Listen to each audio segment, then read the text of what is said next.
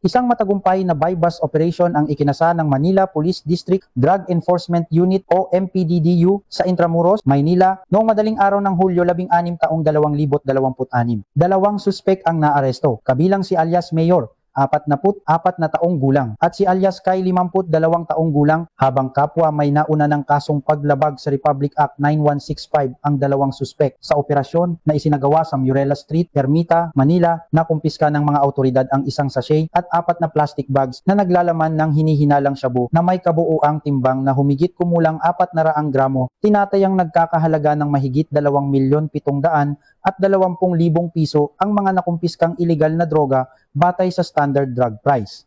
Ayon sa pulisya, isinagawa ang operasyon sa koordinasyon ng Philippine Drug Enforcement Agency o PDAI.